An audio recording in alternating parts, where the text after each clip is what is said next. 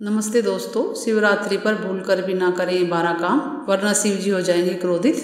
दोस्तों, महाशिवरात्रि हिंदुओं का एक प्रमुख त्यौहार है। यह भगवान शिव की पूजा का सबसे बड़ा पर्व है।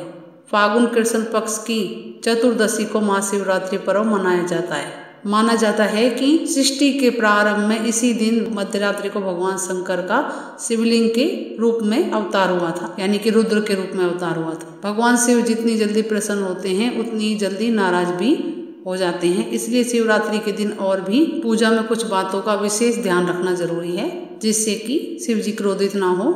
सबसे पहला काम है जो शिवरात्रि के दिन नहीं करना चाहिए, इस दिन सुबह देर तक नहीं सोना चाहिए। जल्दी उठ जाएं और बिना स्नान किए हुए कुछ भी ना खाएं। व्रत नहीं भी कर रहे हो तो भी बिना स्नान किए भोजन ग्रहण नहीं करें इस दिन। दूसरा काम, सबसे जरूरी और ध्यान में रखने की बात यह है कि अगर शिवरात्रि का उपवास रख रहे हैं तो आपको सुबह जल्दी उठकर स्नान कर लेना चाहिए और गर्म पानी से शरीर की सारी अशुद्धि दूर कर देनी चाहिए। नए वस्त्र जरूरी नहीं है पहनना, नए वस्त्र नहीं हो तो कोई बात नहीं, लेकिन साफ सुथरे धुले कपड़े पहने इस दिन। तीसरा काम जो शिवरात्रि पर नहीं करना चाहिए, शिवरात्रि पर चावल, दाल और गेहूं से बने खाद्य पदार्थों से दूर रहना चाहिए।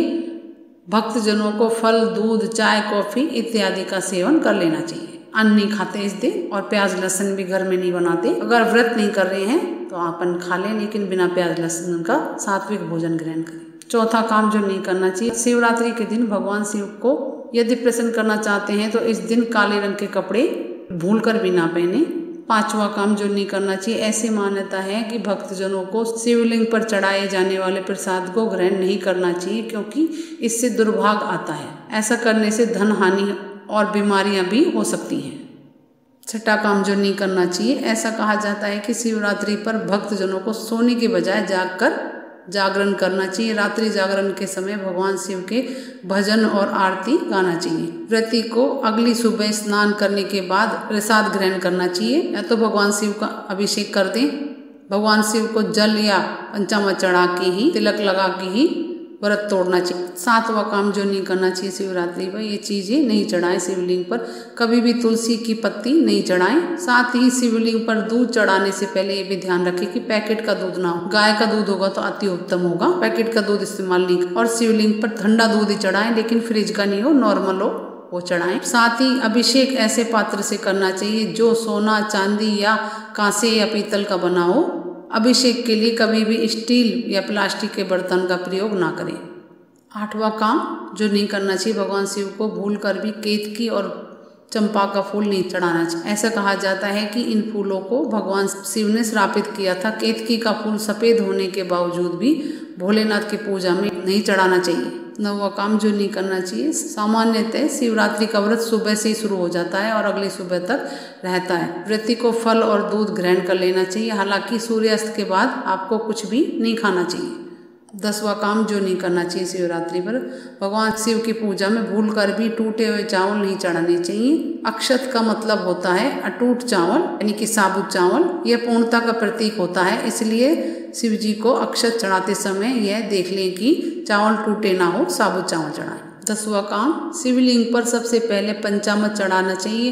पंचामृत यानी दूध, गंगा जल, केसर, शहद और जल से बना हुआ मिश्रण, साथ में दही। जो लोग 4 पहर की पूजा करते हैं उन्हें पहले पहर का अभिषेक जल, दूसरे पहर का अभिषेक दही और तीसरे पहर का अभिषेक घी और चौथे पहर का अभिषेक शहद से करना चाहिए।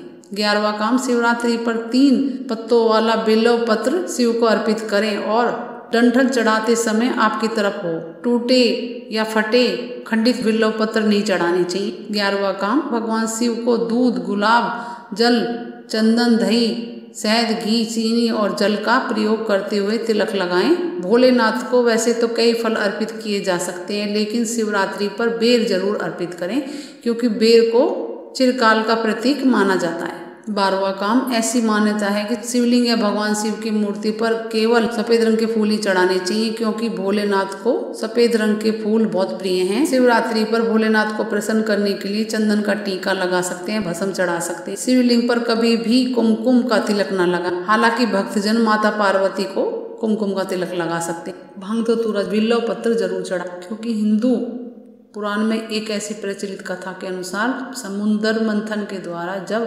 अमृत की खातिर देवता और राक्षसों के बीच में युद्ध चल रहा था, तब अमृत से पहले सागर से कालकूट नामक विष निकला था। यह विष इतना खतरनाक था जिसे पूरा ब्रह्मांड नष्ट किया जा सकता था, लेकिन तब देवताओं ने भगवान शिव से गुहार लगाई कि वह इस विष से छुटकारा दिलाएं।